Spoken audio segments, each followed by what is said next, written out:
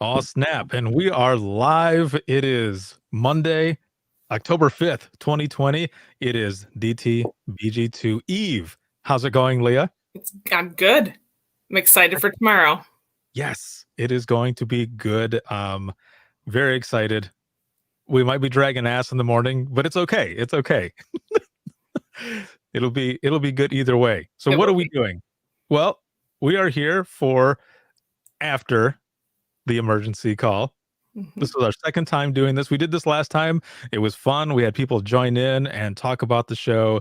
And that's what we're going to do. We're going to do a quick recap and go through some of the stuff that everyone watched here. And then it'll be all out there. The first portion of it, the first few calls, I didn't get a chance to see. Now, you were watching it, you were taking notes. So this is the part where you get to fill me in on those pieces because I was helping out. Some of those who are going to be doing sessions tomorrow and helping and everything Yeah. with Dare to Be Great. So we were doing a late night training session. But fill me in. What was going on at the beginning of the show? Also, spoiler alert for anybody who's watching who Oh has yeah. not watched. Spoiler alert because the episode Sorry. just finished. Yes, We're go ahead, Leah. Eastern time zone. No, the show started off with Luke Wilson saying, "Imagine everybody in the nation has your telephone number and they only call you on their worst day," which that might be the first time I've actually heard it described like that. Do Yeah, not call list does not apply to 911. So everybody has your number. But New Orleans was the first city up, hmm and it was a lady got cut off, she rear-ended somebody, and then it was just one of those situations that went from bad to worse, where she rear-ended somebody, then somebody hit her, then she started having a seizure, and her sister was in the car. It What? showed how you have to think quickly on your feet and change the Mhm. response and get additional information. It was a really good example of that multitasking. Damn, that Yeah. is from one thing to another. Geez. Okay, so then what was the outcome? Did they got rescue out there and all and They did. So everybody went. Numerous ambulances, at least two, Mhm. and they got them, packaged them up, and got everybody out of that situation. So it was a good outcome for that one. Awesome, excellent. Yeah. What was the next one? Because I think it was when I jumped in because I had it up. I was kind of watching it a little bit and doing the training session at the same time, and Yeah. I think all I had on here when I was looking at it. Oh damn! I deleted the notes, but all it said was vehicle accident, hit a second time, asthma attack, and I thought, what is going on here? Yeah. Asthma attack and then seizure. And then sister picked up the phone. Sister wanted an ambulance. It escalated. Like if it could happen, it happened all in that situation. Damn, that was one of those calls. Jeez. Yeah. So then, okay, what was the next one? Alaska. Mhm. This one, the episode of the show, I think, was Coordination of Chaos or something like that. Mhm. And I think every call in some way demonstrated that, but this one was definitely a cluster. Yeah, So it started conductor off of chaos, yes. conductor of chaos. That's right. You got Yeah. it. Party guy calls in, says he's been assaulted, and then says he's been shot, and he crawled away from people, and he's in a ditch. And then they started getting numerous calls on it. And that's one of those situations where you're in the dispatch center and you have to piece together. If you're listening, you have that room awareness and you have to piece together what's happening to form this story, essentially, Right. to get the Yeah. proper response. And they do such a great job. I mean, they do such a great job showing it, but you know that those dispatchers there are completely rocking it. Oh, for So sure. it's pretty cool to see that. But that one only escalated. Then it turned into maybe they took the car, maybe they took a cell phone, maybe he shot himself. What? Yeah. Plot twist. Damn. Yeah. Well, dang. Well, and shout out to Rhonda. So I ended up getting a message saying that their crew out there in Alaska watched our recap from the first episode. Oh, So nice. shout out to all of you. That was really cool. I put it Awesome. on Instagram, and so that was shout out to us. So that was excellent. The call that you're just talking about right now, with the person ending up in the ditch and everything Mhm. else, and you're trying to piece everything together. This is it. Just I don't know why, but as I was reading some of the notes that you sent me, it reminded me of the very first call that I heard, when I had switched from a small department to the county back in Southwest Michigan, and it was my first night there, midnight shift, and I'm just listening. I'm on the umbilical cord with my on the headset, and I'm listening, and I remember listening to this call that comes in. This guy calls and he says, I was driving and I saw what I thought was an animal on the side of the road, and I'm listening and already trying to piece together what's going on, and they're getting everybody, headed out to the area where they're at. Well, and what it turned out to be, it was a guy.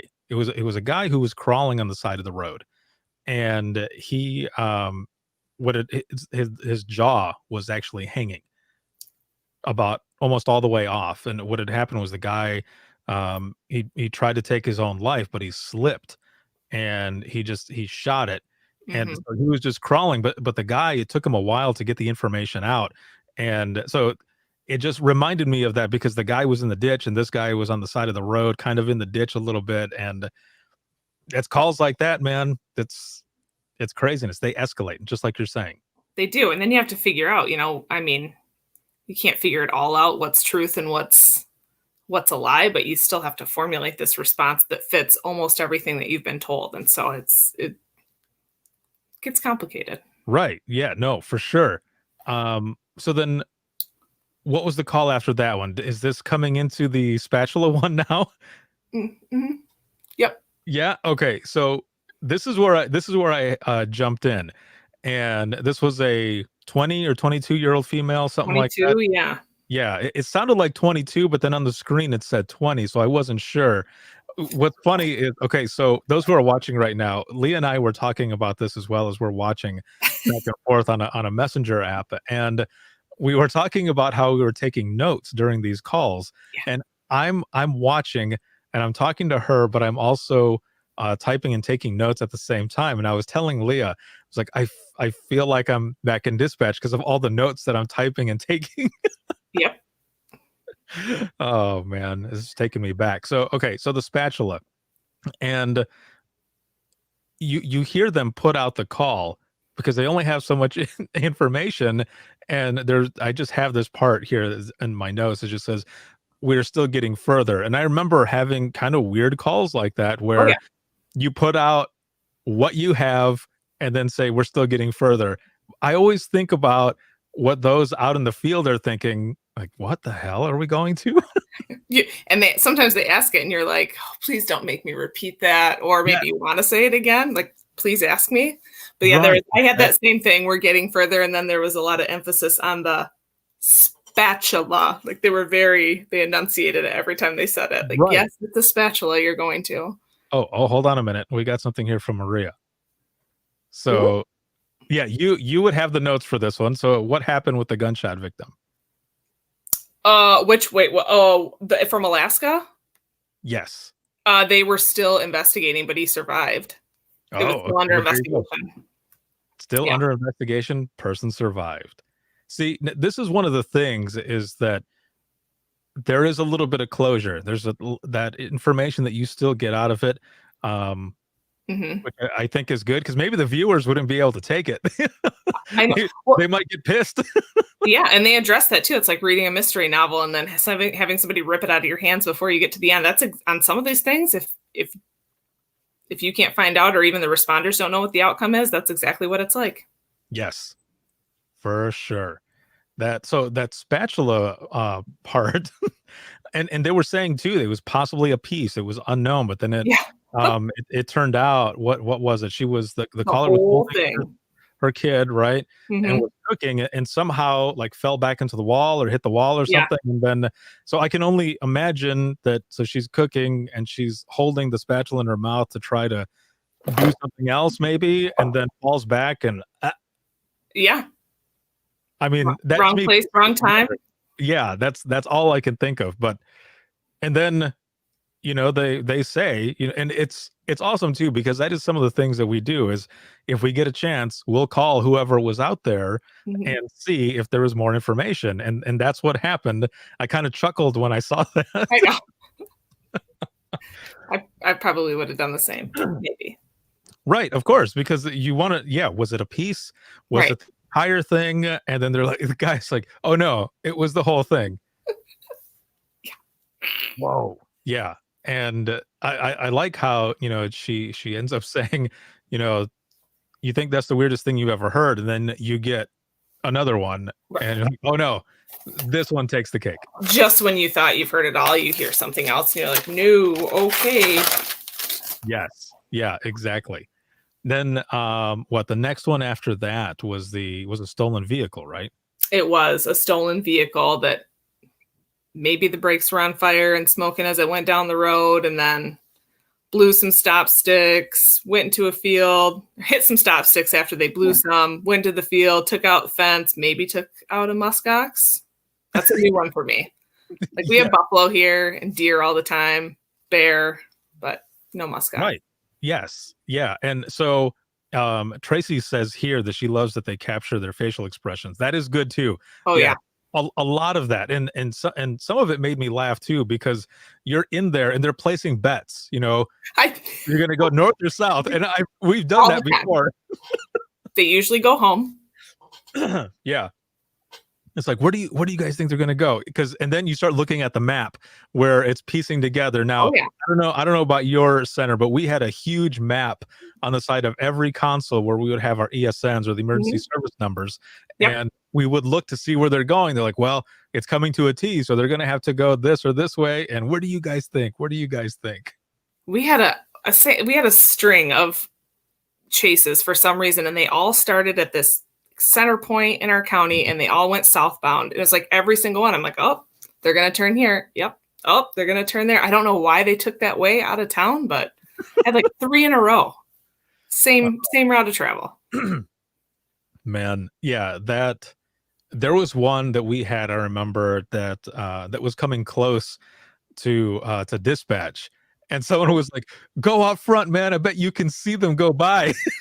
Oh yeah, I want a front row seat for that. Yes, and it was just enough time. One of our crew ran out just into the parking lot, and you could see them just going by.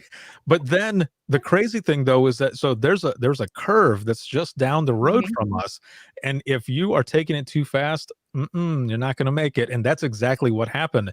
The suspect was hauling ass and could not take that curve, and went right into a house that was right there. There was nobody home, luckily, but destroyed the house. Oh yeah. Oh dude, it was horrible. That was another one of those situations that kept changing on the fly, and you can see what those dispatchers were doing to anticipate what was going to happen next too. Oh, Right. well, let's find the telephone number for these property owners and let them know that their fence is destroyed. Let's call the next town over because that's the direction he's going. I mean, these are all the things that they do without even being asked. It's remarkable. Right.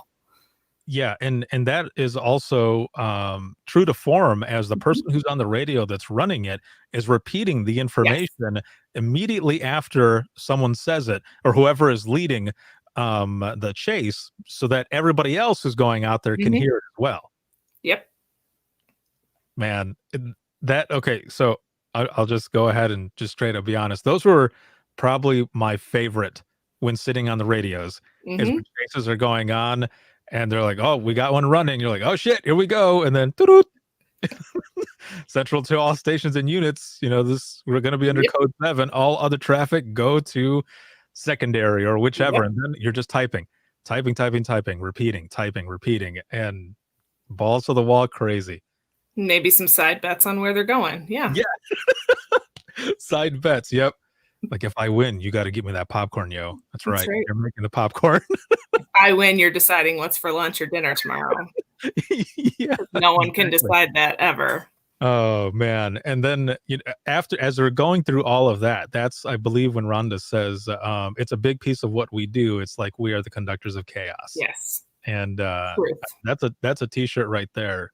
I have it. I couldn't find it. One of my dispatchers found it for me. I have a chaos coordinator. Yep. That is badass. That is awesome. At one point they were going, it was funny. I chuckled when he said, Hundo, he's going to Hundo. And I was like, oh, yeah, Hundo, he's going Hundo. But then it got to, Hundo 10, and also oncoming vehicles. And then with the spike strips, I remember taking a few where there were a few times where they couldn't get the person who was Mhm. going, and I'm pretty sure it was a newer officer. He didn't pull the strips in time Yeah. and got one of our own guys, and we're like, oh no. Luckily, he didn't end up hurt or anything. He slowed down enough, but he But still still. went over him, yeah, and was on the side of the road. And he's like, "Can you get me a wrecker? I need you to get me a hook." Did you catch in the middle of that too? You know, it's I mean, it's a high stress situation, but they're talking, he's going whatever direction on this road. Cop, it's all right. I can go all night. And the Yes, dispatcher, of course he can. yeah. Like there's still that sense of humor there. Yes, I'm happy that they captured stuff like that as well, because that it does happen, Mhm. and and that's what makes a chaotic situation. It's going to sound weird for those who aren't in who don't do this, but fun in a way. Mhm. Like it breaks it up, because you're worried, for all those who are going through that and everything, but it breaks it up and kind of eases it a little bit. So it's good that they show that. Absolutely. Let's see. Let's look in the comments here. We've been Oh yeah. We've been chatting. Sorry.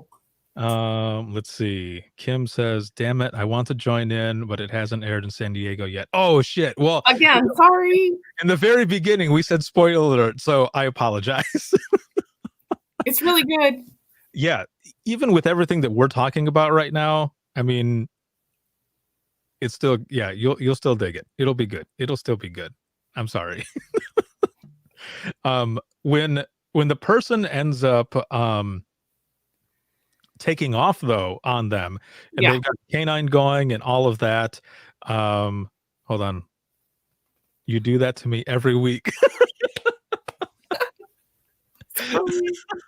Oh man. My face is all red. I apologize, Kim.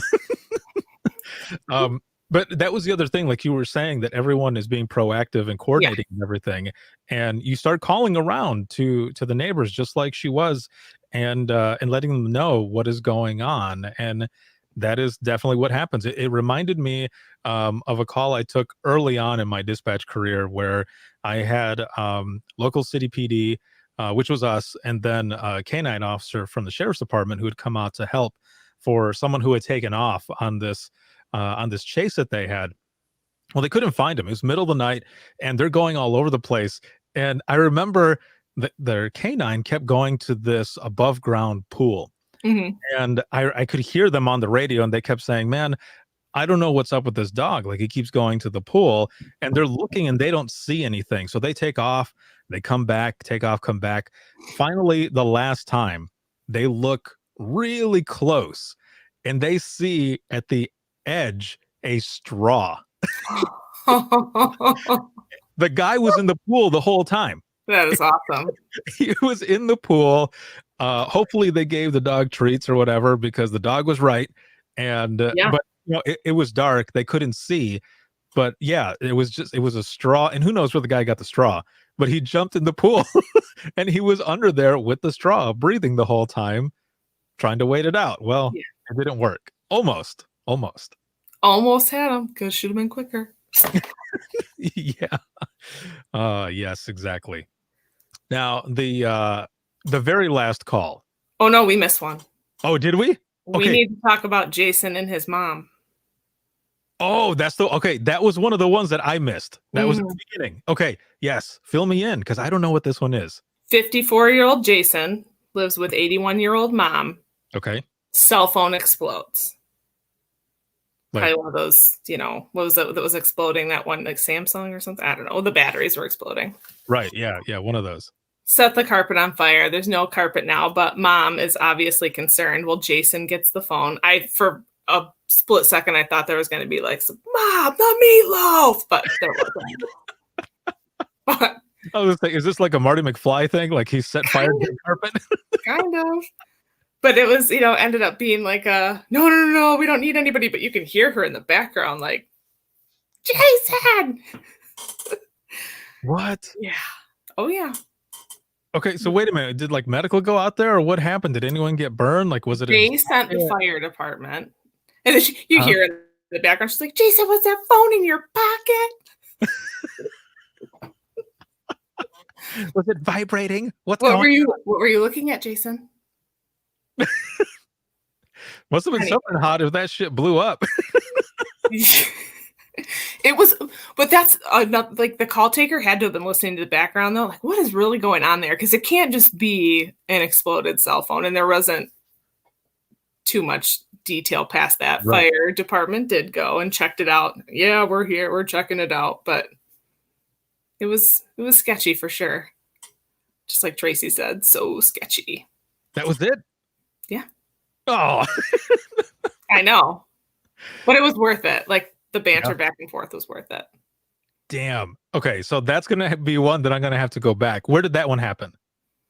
That one was after the fight in Alaska with the guy that maybe shot himself. But before the spatula. But which city was that one in though? Utah. Oh, that one is okay. That one was in Ogden then? Yeah. Oh man. Exploding cell phones in pockets in Utah. It's a thing. Karen says it was just funny how they were yelling. They were screaming back and forth. And at one point he's like, yes, I live with my mother. It's okay. That's pretty funny. Mm-hmm. Well, I mean, I'm glad they turned out okay. Yeah. Except for the cell phone. Everything's okay except for the cell phone.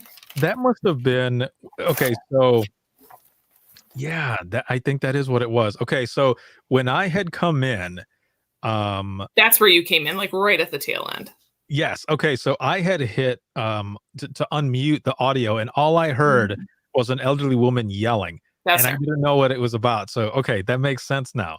Mm-hmm. Yeah, all I heard her was her yelling her kid's name.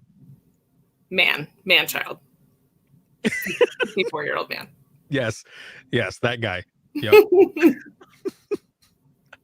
Oh man, that's okay. I'm glad we got that one because I was wondering, is there another one? Because it was that one. We hadn't talked about the lady screaming yet.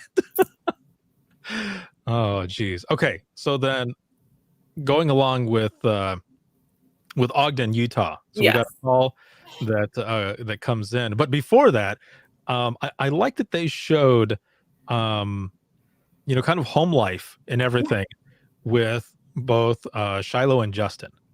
So these are two dispatchers married, and they work together and stuff. Mm-hmm. Now, and they mentioned too, it's a unique situation where they're both dispatchers. They can vent to each other because they know exactly what's going on, what it's all about. And I mean, that does help. That definitely, I would say that's an advantage. Yeah. It is, because people, I think they said early in the show, you don't understand this job until you do it. So to have somebody right next to you that understands it, that's definitely a benefit. Right. A plus for sure. Gary here says maybe he is her caregiver, talking about the last call. I mean, I hope so. Yeah. Ma, the meatloaf. I had to, I'm sorry. Oh, that was good. Thank you for saying that. So they show their at-home life, which was cool to see. Mm-hmm. The whole human factor of all of it, that's probably one of the best parts of this. And then the call is for a missing 2-year-old. Right. Which of course they have a small kid themselves. Right. Always hit so close to home. I mean, they're terrible regardless, those type of calls, but they always hit so close to home when you have something so similar. Yes. Yeah, exactly. And just listening to the caller, the father, crying and everything, describing what his daughter looks like. And, she's been missing for 45 minutes. And while this is going on the show, they flash these images of both Shiloh and Justin, like holding their daughter. Right. And I'm sitting there like, fuck. Tore right on those heartstrings. I do have a heart. So if that was a question, it's in there. Yes, for sure. It's just like the sauce. It's in there. It's in there. Yes, that whole part, just like everybody is saying in the comments right here, that that it was rough, and all this other stuff. What are they saying here too? Always check the house first. And nine they times out of had, 10. at least that's what the caller was saying, that he had checked all over the place. And I'm sitting there watching, and I flash back to being in dispatch and hearing similar calls, and remembering being on the edge of my seat, like, come on, man, come on, find the kid, and then them finding him. Or a couple times where I was at the end of my shift and I didn't find out until way later in the day. But luckily, would have coworkers who would send me a text message or something saying, "Hey, we found him," or "We found her," and thank the Lord. Yeah, you are totally vested in that call, and it wreaks havoc on you for sure. That was the one where I was like taking notes for this, so I didn't forget anything. Where I started automatically, all habits die hard. I started like writing down the details of the kid, like it was going to make a difference.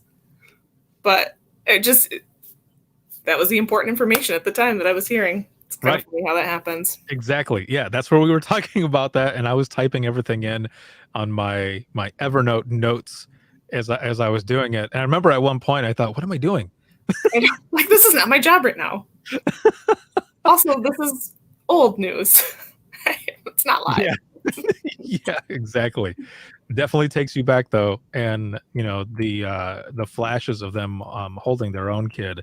Mhm. I remember taking a few calls where I would go home and I would hold my kids, and I remember they would just be like, "Are you okay? Like, what's wrong?" I'm like, "It's just a hard day at work, and I just need to give you a tight hug." Yes. You always seem to take those calls right around the same time, same age group, same. It's inevitable almost. Yes, I've had those as well.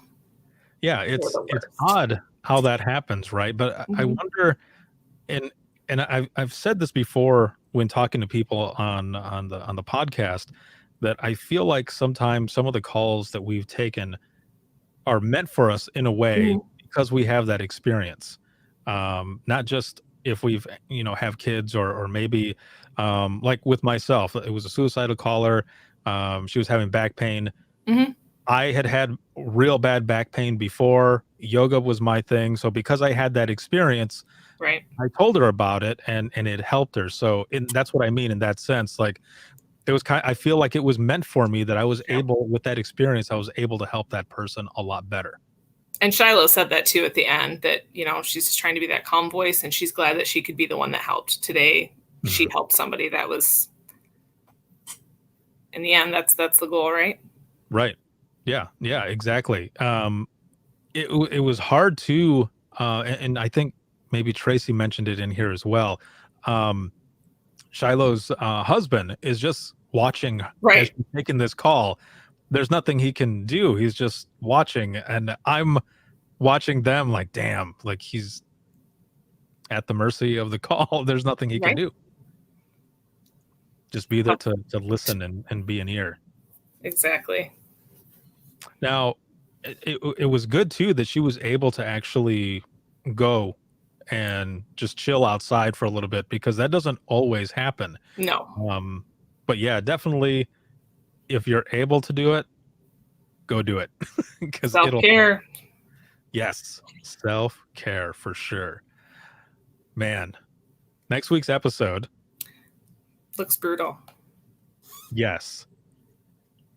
Yeah, for sure. There's a lot of stuff that's on there. From New City. Yeah, New City. We also go into Wisconsin, right? I love Wisconsin. I know I'm not supposed to because I'm from Michigan, but I really do. Yeah, how dare you? I know. But it's going to be good. I'm looking forward to seeing it. Our good friend, Christine, is out of there, and I've been talking to her. She's actually going to be doing a session in a couple days for Dare to Be Great. So that is going to be excellent. And who knows, maybe we'll get to talk to her for next week or something. So we'll get things figured out. But yeah. we'll, we'll get things figured out, man. But it is going to be good. Again, digging the show. It's awesome. Like a bunch of people said last time, just wait. The calls are going to get more intense, and there's going to be more that happens, and it's definitely happening. Yeah, it's great. Well, we are at our 30-minute break here. We just want to come on as we did last time to talk about the show, recap, talk about a bunch of different things that they're doing on there, and what we're noticing, what we're liking. So far, there haven't been any dislikes. Everything has been good to go, man. So excellent work. Emergency call, and of course to all of the 911 call takers and dispatchers who are part of the show. Very, very well done. Excellent work. Agreed. So for those who are on here, it's 11:36 p.m. Eastern time, and tomorrow is going to be pre-conference for Dare to Be Great 2, and it starts promptly at 8 a.m. Eastern time with Diamond sponsor speaker out of InDigital, and then it's going to be followed up by both Sarah Weston and Halcyon Frank, and Finding Your Voice as a 911 Wonder Woman. And that's all going to kick off the week for Dare to Be Great 2. I hope you're ready. If you're not registered yet, make sure to head over to withinthetrenches.net/conference and register. You can register now and watch live. If you can't watch live, make sure to register either way, because you'll be able to watch everything on demand. You can still register during this week, after this week, months after this week. It doesn't matter. You're still going to be able to register and watch everything on demand. I like Marilyn. Can't wait to Dare to Be Great in a few hours. Yes, in a few hours. Just a few hours of sleep. Mm-hmm. Yeah, it is going to be something. 6 a.m. for the Mountaineers. That's Rise right. and shine, sunshine. For show. Get that coffee going. Let's see. Yep, Marilyn and then Michelle. Can't wait to spend my birthday with y'all tomorrow. It's going to be awesome. Happy birthday. Happy birthday early. It's almost your birthday. That's right. It is almost your birthday. Happy birthday, Michelle. It's going to be awesome. It'll be excellent. So have a good night, everyone. We will see all of you tomorrow, and then join us next week, same time, to recap Emergency Call for After the Emergency Call. Have a good one.